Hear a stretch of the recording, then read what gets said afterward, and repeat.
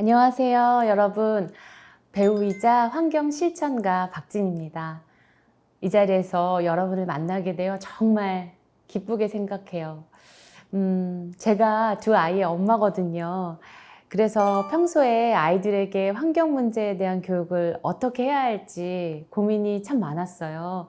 그리고 집에서는 좀 나름 하고 있는 실천들이 있지만 학교에서 어떤 교육이 이루어져야 할지에 대한 엄마로서 그리고 또 환경 실천가로서의 생각이 참 많았는데 이 자리가 여러분과 함께 그 해답을 찾기 위한 시간이 될 것 같아서 무척 기대됩니다. 우리 아이들이 선택할 수 없는, 안타깝게도 이미 오염된 세상에서 태어난 우리 아이들에게 어른들은 무엇을 가르쳐야 할까요? 제가 어렸을 때 저희 담임 선생님이 그러셨던 것처럼 우리가 알고 있는 것들, 그리고 경험한 자연을 들려주는 것부터 시작할 수 있습니다. 우리가 어릴 땐 미세먼지 마스크가 없었다? 밤에는 별이 이렇게 많이 보였어. 하루 종일 밖에서 곤충 채집을 하면서 놀았어. 뭐 이런 얘기로 깨끗한 자연의 아름다움을 전하는 거예요. 이런 이야기는 아이들에게 우리가 잃어버린 것을 깨닫게 해줄 거예요. 그리고 학교 안에서 자연의 변화를 알 수 있는 작은 활동들을 해봐도 좋을 것 같아요. 교실 창문을 열고 오늘 공기질 지수를 함께 확인해 보기도 하고 또 운동장에서 나무와 꽃의 변화를 계절마다 기록도 하고 플라스틱을 어떻게 줄일 수 있는지 구체적이고 직접적인 실험을 해보는 거죠. 예를 들면 일주일 동안 쓰레기를 줄여보는 실천 같은 거요. 이런 많은 활동들을 통해서 아이들은 환경 문제를 추상적 개념이 아니라 생활 속의 경험으로 배울 수 있습니다. 가장 중요한 것은 아이들이 주체자가 되는 거예요.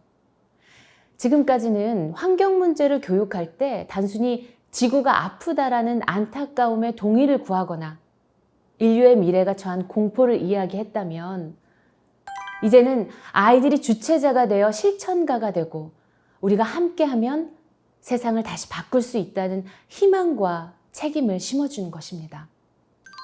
네, 안녕하세요. 과학 커뮤니케이터 궤도입니다. 이렇게 선생님들과 함께 환경 교육을 시작하면서 첫 강의로 인사드리게 되어서 반갑습니다.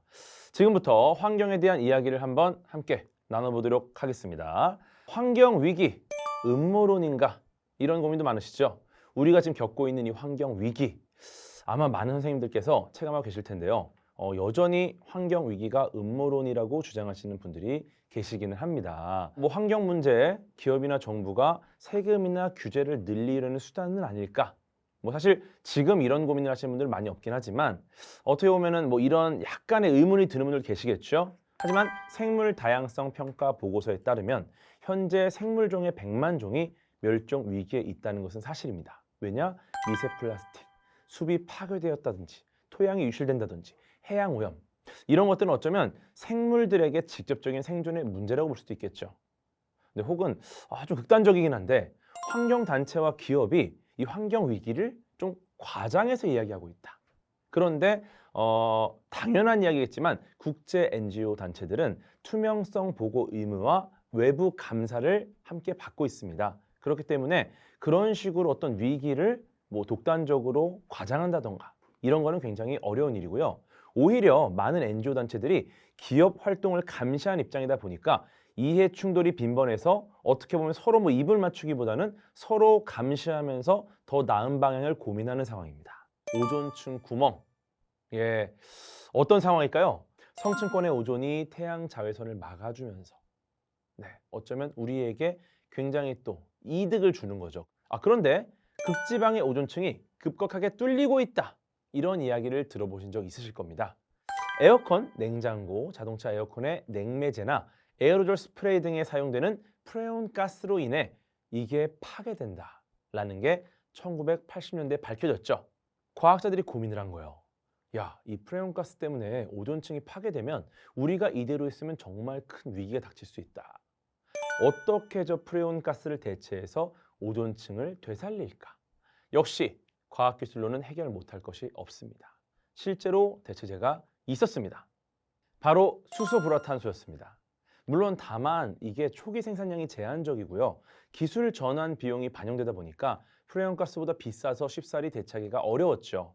네, 하지만 시민분들이 계속해서 이 프레온가스가 오존에 미치는 영향의 위험성을 인지하고요. 프레온가스 같은 물질의 퇴출을 계속해서 요구를 했던 거죠. 그러다 보니까 결국은 기업과 정부가 이것을 받아들이면서 몬트리올 의정서를 채택해서 전 세계적으로 이 오존층을 지키기 위한 노력을 계속해서 이어나가게 됐습니다. 네, 정부 차원에서 프레온가스를 대체할 물질에 대해서 지원금 등의 혜택을 주게 된 거죠. 이렇게 하면 프레온가스보다 비쌌던 이 대체 물질들, 이것들이 생산 기술의 개선과 늘어나는 수요 덕분에 초기 가격에 비해 점차 가격이 떨어지게 되고요. 정말 이렇게 되면은 그냥 단순하게 생각하면 상업적으로도 이 대체제를 쓰는 게 이익인 거죠. 그렇게 하니까 프레온가스가 점점 줄어들게 되고요. 그걸 통해서 결국 과학기술의 발전과 시민들의 노력, 정부의 지원에 힘입어 2010년대에 들어서서 오존층이 점점 복구되는 것이 관측이 되었습니다. 그리고 2040년에는 1980년대 초반 수준으로 회복이 될 것으로 보고 있고 2060년 이후에는 완전히 오존층 구멍이 사라질 것이라는 전망이 나오고 있죠. 즉, 이 말은 뭐냐? 우리가 단순히 어느 한쪽에서만 노력해서는 되는 일이 아니라는 뜻입니다. 네, 안녕하십니까. 최재천입니다. 저는 제인 고달 선생님을 만나면서부터 그런 생각을 깊이 하게 됐습니다. 1996년이었는데 제인 고달 박사님이 처음으로 우리나라를 방문하셨을 때였어요. 그때 어떻게 하다가 보니까 어떤 과학 잡지 회사에서 저한테 고달 박사님을 인터뷰를 해달라고 처음엔 저는 저를 인터뷰하려고 그러는 줄 알고 저 그렇게 유명한 사람 아닙니다. 그리고 죄송합니다. 전화를 끊으려고 그랬는데 제인 고달 박사님이 한국에 오셨거든요. 그 얘기 듣고는 그냥 제가 언제요? 어딘데요? 갑니다. 뭐 이러고 그냥 달려나가서 저 위대한 분을 정말 마주 앉아서 얘기를 나눌 수 있는 어마어마한 영광을 얻었습니다. 잊을 수 없는 그런 경험이었는데요. 사실은 고달 박사님도 똑같은 과정을 겪으셨어요. 고달 박사님이 1986년 시카고에서 침팬지를 이해한다 뭐 이런 제목의 컨퍼런스가 열렸는데 그때 뭐 당연히 강연자로 초대를 받으셨을 거 아니에요. 가서 당신 강연을 끝내고 난 다음에 다른 학자들의 강연을 듣다가 정말 굉장한 깨달음을 얻게 되셨다는 거예요. 다른 학자들은 꼭 침팬지만 연구하는 게 아니라 아프리카의 환경을 두루두루 연구하는 많은 학자들이 저기에 모였었는데 뜻밖의 고달 선생님이 당신이 연구하고 있는 침팬지, 그 침팬지가 살아가야 될 숲, 서식지가 날이 갈수록 빠른 속도로 황폐화하고 있다는 것을 이제 그날 여러 연구자들의 발표를 통해서 듣게 되신 거예요. 그래서 이렇게 늘 말씀하십니다. 고달 선생님은 나는 그 컨퍼런스에 과학자로 참여했다가 결국은 활동가로, 운동가로 걸어 나왔다 이런 얘기를 하시거든요. 그래서 결국에는 지난 몇십 년 동안 1년에 제가 알기로 거의 300일 이상을 세계 한 8, 90개국을 순회하면서 침팬지 보호뿐만 아니라 우리 인류가 맞닥뜨리고 있는 많은 환경 위기에 대한 그런 경각심을 불러일으키고 어린 아이들로 하여금 환경을 보호하는 그런 일에 동참하도록 만드는 그런 참 너무나 대단한 일을 하셨죠. 참 이상하다는 생각을 저는 자꾸 하게 되는데요. 저도 그 세상 사람들이 다 부러워한다는 세계 최고의 대학 하버드 대학까지 가서 박사학위를 받고 학자가 되기 위해서 열심히 연구하고 살았습니다. 저는 뭐 고달 박사님과 마찬가지로 주로 열대 우림에서 곤충을 비롯해서 많은 생물들을 연구하는 그런 열대 생물학자였는데요. 그냥 그렇게 제 연구만 했어도 되는데, 아이고, 어느 날 동강에 댐을 짓겠다고 정부가 발표하는 바람에 저는 상당히 놀랐습니다. 그래서 당시 김대중 대통령님 앞으로 쓰는 편지 형식의 시론을 써서 호소했는데, 정말 공사 착수 그야말로 며칠을 앞두고 김대중 대통령님이 동강댐 건설 백지화를 선언해 주는 바람에 뭐 졸지에 글 한 편으로 환경운동가들의 어떤 제가 갑자기 영웅이 돼가지고 환경운동 한복판으로 끌려 나왔습니다. 그래서 어떻게 보면 고달 선생님과 거의 마찬가지로 학자의 삶만 그대로 고집하기는 어려워졌습니다. 그래서 제 연구도 계속하지만 어떻게든 시간을 내서 이런 환경운동에도 가담하게 된 겁니다. 안녕하세요. 서울대학교 자연과학대학 지구환경과학부 남성현입니다. 지난 시간에 우리가 기후변화가 왜 발생하고 또 기후변화로 어떤 일이 벌어지고 있는지 지구환경의 현재 변화까지 우리가 살펴봤는데요. 우리가 학생들에게 이런 기후변화 대응 해법에 대해서 좀 더 정확한 방향을 제시하는 것은 굉장히 중요하다고 생각합니다. 딱 두 가지 방향이 있는데 하나는 기후변화 완화하고요. 다른 하나는 기후변화 적응입니다. 근데 이 완화와 적응 둘 중 어느 하나도 소홀히 할 수가 없습니다. 기후변화 완화는 기후변화 속도가 지금 너무 빠르기 때문에 이 빠른 기후변화 속도를 늦추자는 것이고요. 이 빠른 기후변화의 원인은 탄소 배출에서 시작된 것이기 때문에 탄소 배출량을 빠르게 줄여서 기후변화를 완화하자는 그런 것이고요. 다른 하나는 이 변하고 있는 기후에 여러 가지 총체적인 지구 환경 변화가 나타나고 있고 전례 없는 일들이 자꾸 벌어지기 때문에 여기에 적응해서 피해를 줄이고 혜택을 늘리는 그런 방향으로 우리가 사회를 바꿔야 한다는 그런 의미입니다. 둘 중에 어느 하나도 소홀히 할 수가 없는 것이죠. 자, 적응이 중요한데 완화를 안 하고 과연 적응을 할 수 있을까? 어렵다는 것이죠.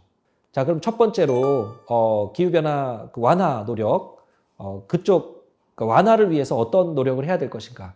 자, 기후변화 원인이 물론 자연적인 요인도 있지만 그것을 압도하는 인위적인 요인이 결국 탄소를 많이 배출했기 때문인데, 자, 이 문명의 혜택을 유지하면서도 탄소 배출을 줄이는 그런 방식으로 바꾸자는 겁니다. 가장 대표적인 것이 에너지 전환입니다. 우리가 사용하는 에너지, 대표적인 것이 전기죠. 전기 만들 때 우리가 화력발전소 이런 것들을 통해서 석탄, 석유 이런 것들을 많이 사용을 하고 있고 그런 것들을 통해서 탄소를 많이 배출하면서 지금까지 전기를 만들어 왔는데, 이 발전 방식을 재생에너지, 여러 가지 청정에너지로 바꾸자는 것이죠. 탄소 배출을 안 하거나 탄소 배출을 훨씬 적게 하는 방식으로 발전 방식을 바꾸는 이 에너지 전환, 이런 것들이 가장 대표적인 탄소 중립으로 가기 위한 노력이라고 할 겁니다. 그래서 탄소 중립으로 가려면 모든 부문에서 탄소를 다 줄여야 되는데 가장 큰 것이 물론 이 전기 에너지를 만드는 발전 방식이지만 그 외에도 모든 부문에서 탄소 배출을 줄이는 방식으로 바꿔야 됩니다. 모든 산업, 교통, 수송, 건축 모든 부분에 해당이 되는 것이죠. 그래서 예를 들면 자원 순환이라는 면에서도 우리가 순환형 상품을 통해서 이 쓰레기 배출을 많이 줄인다거나 그렇게 하면 메탄가스 이런 탄소가 적게 나오게 되는 것이고요. 또 이동을 할 때 교통 부분, 수송 부분에서 그 석유 에너지를 통해서 우리가 이동을 하는 것이 아니라 다양한 뭐 전기차라든가 이런 전기로 바꿔서 그리고 그 전기를 생산할 때는 재생에너지로 생산하고, 그렇게 되면 이동 과정에서 탄소 배출이 줄어들기 때문에 여러 가지 탈탄소 모빌리티 이런 것들을 만들어서 우리가 탄소 배출을 또 교통 수송 부분에서도 줄일 수가 있고요. 또 건축 부분에서도 여러 가지 그 건물이라든가 그 건축물들을 지을 때 빌딩 자체의 효율성을 높여서 자연 에너지, 그러니까 태양 그 복사 에너지를 많이 흡수했다가 에너지가 부족할 때는 그것으로 난방을 할 수 있게 되고 하는 그런 고효율 그런 건축물들을 많이 만들어서 탄소 중립에 기여할 수가 있는 것이고요. 또 모든 부분에서 이렇게 탄소 배출량은 줄이고 반대로 탄소 흡수력은 높여야 되는데 우리가 자연 생태계에서 육상과 해상에서 식물 생태계가 있기 때문에 탄소를 어느 정도 흡수해 주는데 그 탄소 흡수를 더 잘하려면 자연 생태계가 건강해야 됩니다. 그러니까 자연 생태계를 자꾸 파괴하고 환경을 오염시키고 할수록 자연 생태계의 탄소 흡수력이 떨어지기 때문에 그 탄소 흡수력을 높이려면 자연 생태계를 건강하게 관리해야 되는 것이죠. 그래서 환경 오염을 줄이는 것이 그렇게 또 중요하고 또 자연 생태계의 탄소 흡수력을 높이기 위한 여러 가지 과학기술적인 노력들도 많이 하게 되는 겁니다.